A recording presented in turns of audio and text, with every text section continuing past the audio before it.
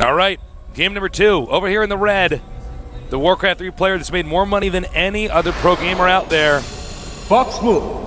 In prize winnings. Very fast. Clicky, clicky, many clicks. Clickety, click, click.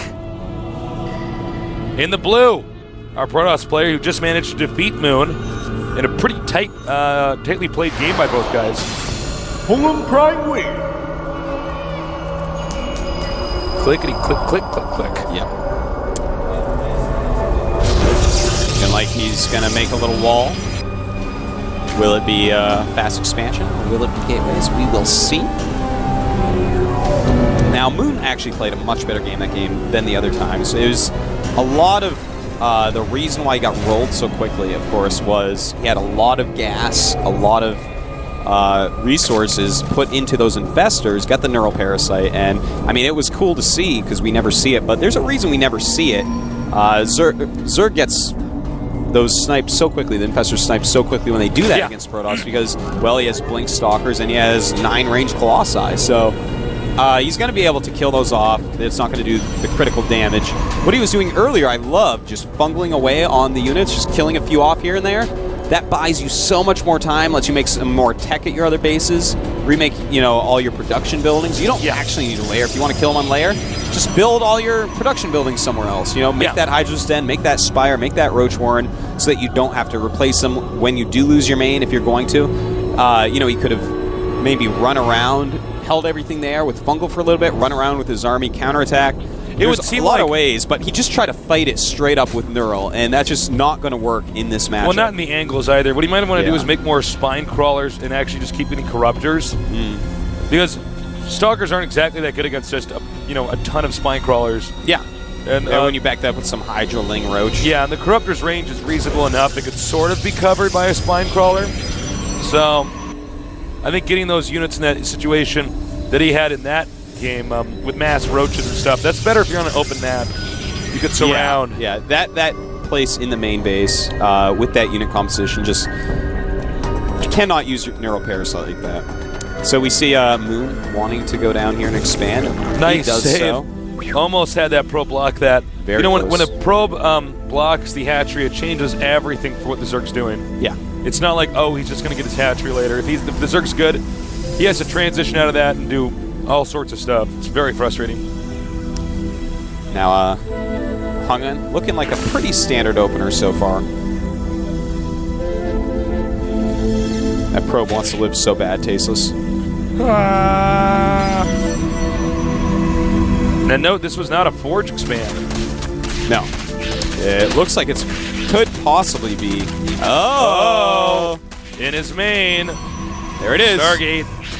It's going to be a Stargate. Yeah. So I think we're probably going to get to see a cool Phoenix build, which I'm pretty excited to see. And notice, in fact, he did have the Stalker pop out. That normally means one of two things in Zerg vs. Protoss. If you see the Stalker pop out, it is either going to be perhaps a Warp Gate rush, or it's going to be some sort of tech build because you need the extra gas that essentially would cost to make some tech. And in fact, this is very interesting. Weird. Tasteless. HongUn with a very strange build. Look at that. A Twilight Council. Void Ray. Okay. Okay. We haven't seen these builds as much since, I would say, through the beta. It's interesting that he's getting the Stargate with a Void Ray and a Twilight Council. I wonder if that is... And a second gateway. Yeah. I think Void Ray and Blink, he's actually clearly okay showing him the additional gateway, by the way. Yeah. That's very intentional placement. Certainly. I am really wondering what HongUn has planned for us. He's getting Blink. So, loves his Blink. 2-gate and a Void Ray Blink. Yeah. The 3-gate. Obviously, the Void Ray going to remove a lot of Overlords, make him get scared, maybe make him make some Spore Crawlers. Those aren't going to be very useful against Blink. Yeah, I mean, most of the time when you see a Void Ray, you think, he's just going to do a Void Ray rush, but actually, I think you're right, the Void Ray can be used to kind of bully Overlords off having any presence on the map. And of course, Zerg tends to overreact and think, all I got to do is fight off the Void Rays, but actually there's phase 2 coming at him, and that's going to be the Stalkers with Blink. Yeah, just this single Void Ray. Obviously going to supply cap him a couple times. Will he make any spore crawlers? Yep, there's one. There it is. It's working. Interesting place for it. It's going to be the focal point of any Blink Stalker battles, most likely. But don't forget also, the cool thing about the Void Ray is it can spot up onto the high ground next to the expansion and allow Stalkers to get up there. Yeah, that's smart. And he can actually spot over the rocks and everything. Yeah, you can make him blink any which way he wants. Definitely wants to keep that Void Ray alive. It'll help against the Roach-based play a lot as well. HongUn very, very eagerly wants that Overlord. I think he shouldn't have done that, but... You have to be careful with the Void Ray. It's actually very important. Now, notice he's cleared off almost the entire map. There is a lone Zergling Tasis, and there probably it goes should have got that first. Shows him, though, that there are Stalkers about. Yeah. Now, does Moon suspect? Well, there we go. It's happening. Very smart strategy here by HongUn. The thing is, he can target down the Queens. The Void Ray is going to kill the Roaches very badly then. Very smart by Moon. He's got to keep those Queens in the back. Target the Void Ray as best he possibly can. Yep. There are 4 Queens out right now. Supply-wise, Moon 74, 56 for HongUn. This is one of those strategies that doesn't really allow you to transition that well into the late game. No, HongUn has no late game. He is pretty all in here. He's got to do some significant damage. Void Ray really helping out a lot in this battle. That's right. In fact, if you can kill the Void Ray, he can back the Stalkers up to such a point that he can't keep warping in on the high ground. Now, I love how he's charging up the Void Ray on the rocks. Yeah, very, very smart. HongUn doing a great job with this rush thus far. And he's doing a good... Oh, this is just... You know, I have no idea who's going to win this, to be totally honest. Yeah, no, this is coming down a lot to Micro Tasis. Now, that's, of course, Moon's game is Micro. I don't know if I'd want to pick a strategy like this against somebody like Moon. HongUn, also Warcraft 3 player, though. So, obviously, he's going to be comfortable with that. HongUn loves to micro his Blink Stalkers. And oh, this is getting tense. It is, but Moon is staying up in supply. It's 88 to 66. The location of that spine crawler is actually really good. That's really making it hard for the Stalkers to utilize the terrain. True. And up comes Moon. He's got a lot of units here, Tasis, and I think he's going to be able to take this down. Uh-oh. HongUn having to run away, and really that's sloppy blink.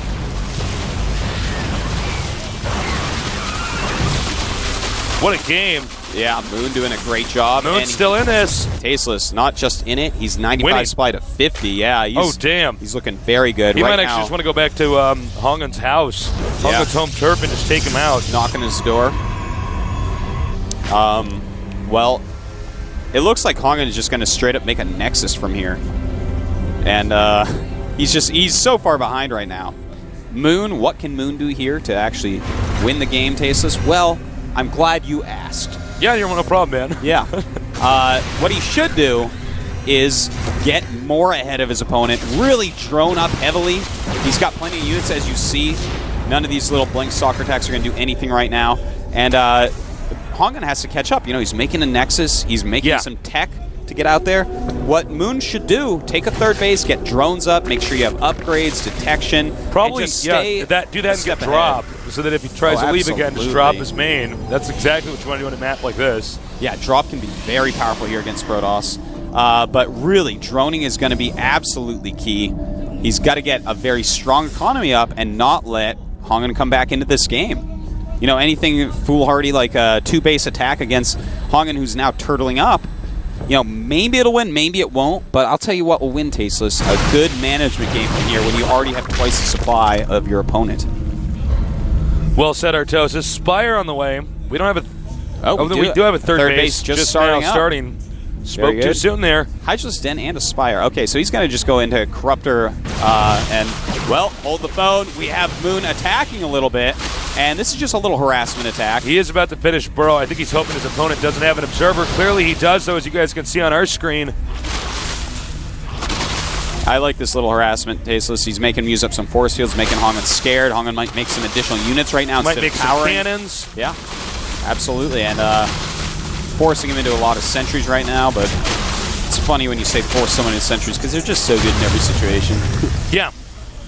Yeah, that's quite true. Now, Moon, I really want to see him make some more drones during something like this. I love how he's going for the cybernetics core. No more stalkers for you.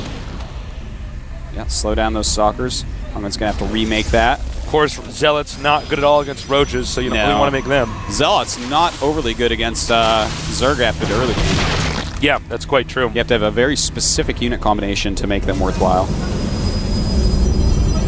Some Immortals being popped out, but unluckily for him, Moon is getting a Hydralisk range and droning up his third base, so things looking very good. Oh, Tasteless at the third base. I can't wait till they show you. Look at that, 4 creep tumors and 2 queens. There you go. Beautiful, that's how you do it. You spread that creep, you get your creep absolutely everywhere, keep your Hydras floating around, trying to kill observers, and HongUn, this is just such a bad position for him. In fact, right now, Moon keeping his supply lead 151 to 98.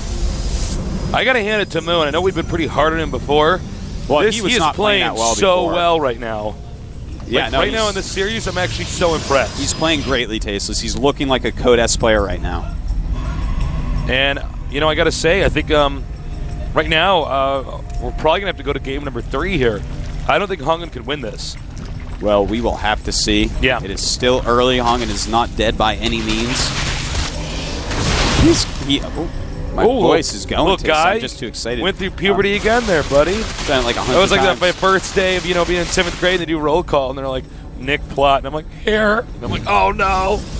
And everybody laughs, and then you they realize, do it, too. And you're like, well, this is 7th grade. These are the most important years of my life. Now, of course, we know better. But back onto this game. You know, he's got some great creep spread going on. Yeah, beautiful creep spread. Yeah, he's even going to take a 4th base at a beautiful location, Tasteless. The very bottom right of the map. That's such a hard place for Protoss to attack into. It's the thing about it is that if you can defend your 3rd base and then you take that back location as your 4th base, that's basically, I mean, you're going to have to be able to destroy the 4th or the 3rd base to even get to that. Yeah. So it's very safe. It's similar to the expanding patterns on Lost Temple that Zerg will often take in StarCraft 1, where they expand to another starting location's natural expansion. Yeah. And then they take the main behind that because you can defend both. Very observant, Tasteless. Very true. Nice, takes out the Observer. That'll slow down Colossus / Immortal production. Yep. Every little bit, Tasteless, it all helps. I think I know what, by the way, we're going to see from HongUn Prime here. He just keeps producing Immortals, and he has no Colossus, so I think we're just going to see probably maxed army. Well, actually, I think he's about to expand. Yeah. Well, that's interesting, because I thought he was going to just max out and go for it. Because, you know, taking that 3rd base is going to be a pretty hard thing with this creep going right to his doorstep. It's interesting sometimes to see these players when they're in a difficult situation to say, all right, I'm going to fight an uphill game. Yeah. Instead of saying, I'm going to roll some dice. Yeah, no, and I tell you what, I appreciate that, I think, more than anyone in the world. I'd love to see him say, okay, I'm going to try to bring this to a macro game. You know, I'm going to get a really, really good unit combination, a very hard one to deal with. Now, Moon has a ton of Corruptors.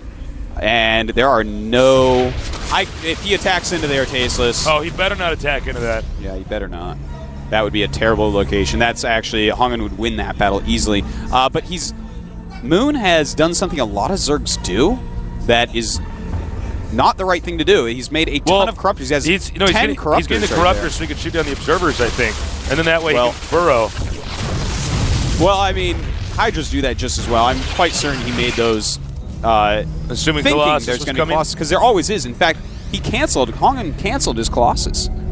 So now there's suddenly a ton of Corruptors out on the map, 10 of them, and they aren't going to hit anything. They're going to cast Corruptions, and then one Sentry is going to cast Guardian Shield and negate it. If he just kills the Observers, then Protoss has to retreat because the roaches can burrow. There's too many of them. Well, we see that he is going in, trying to find any Colossus, and he's going to realize, uh-oh. Corruptors. So more and more roaches and hydras coming in here. Sentries on the way, Immortals. I think Protoss maxed. I believe so. Right now he is 182, getting very close. Moon at 200. You know the Protoss actually has to get a Colossus. Oh, he actually has a hallucinated Colossus. That's so smart. Yeah, that's very smart. If the Zerg has that many spine crawlers, remember this isn't StarCraft 1. Zerg doesn't have a Reaver. He's going to have to push with Colossus to take out the spine crawlers or have more raw strength. Here comes the battle. And the Corruptor's coming in here. Good battle by HongUn so far. Really doing a good job. A lot of his Immortals in the back, though, not getting their shots in. Ton of Hydras out for Moon. Hydra's going to be the best unit that he can possibly use here. And we'll have to see. I don't know, man. Moon is just remaxing instantly the entire time he's staying maxed out, whereas HongUn is falling in supply. Even though it looks like he's winning this battle, Moon is going to have a huge amount of units rallying out pretty quickly here. A lot of them hopefully going to be Hydras. In fact, he is rallying Hydras and Roaches, a ton of them. And all he has to do is kill this Army 1 stasis. Yeah, that's all he has to do. Yeah, he's sitting here on 2 base. Not going to be able to remake this. I think basically at home, Zerg is just holding his finger on the R key and H key. Yeah. That is about it. That's about, and then, yeah, you see it just, Protoss got behind. GG. Moon is back. Moon looked very sexy in that game. He did, man. When he held off that really cool Blink Void Ray Rush, that is all she wrote for HongUn, man. I mean, when you go all in like that, you're going multiple tech routes all at once, making a ton of units before you expand. And Zerg's not upgrading attack or anything like that. You're making so many of your own pylons in the middle of the map. It doesn't transition into anything late game-esque. I mean, there's not a whole lot you're going to be able to do with that. I think HongUn is one of these guys who, he's kind of a fancy player. He's no Nesty. Nesty doesn't want to show off anything. He just wants to build his economy slowly, gradually. HongUn is, I think, a little bit more focused on style. Yeah. And he was like, well, I know this pretty slick build I can do only on Scrap Station against the Zerg. Takes out his comb. That's right. Like that. Like that, yeah. And, in general, I think HongUn in previous games we've seen of him is mechanically superior to Moon. When it comes to just base management. And I don't think it was necessary for him to do a strategy like that. Right. Yeah. I feel you're right in previous seasons, but I feel right now, in these 2 games that we've seen of Moon so far, definitely mechanically more sound than HongUn now. I would say without a doubt. You'd say so?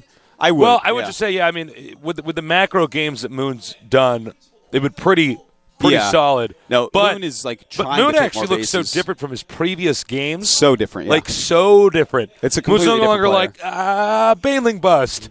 It's actually like a standard Zerg game he's playing now. He's actually taking a lot of bases. HongUn, on the other hand, he's always kind of been a 1-baser, a 2-baser, and he's kind of showing that here. is sort of true. Yeah. I hadn't thought about that. He loves to just stay on a few bases. Countdown starting, so get ready. Let's see who's going to move on, HongUn or Moon. It could be anybody at this point in time, but if there's one strategy they're going to have to pull out now, it better be the best one. Let's go.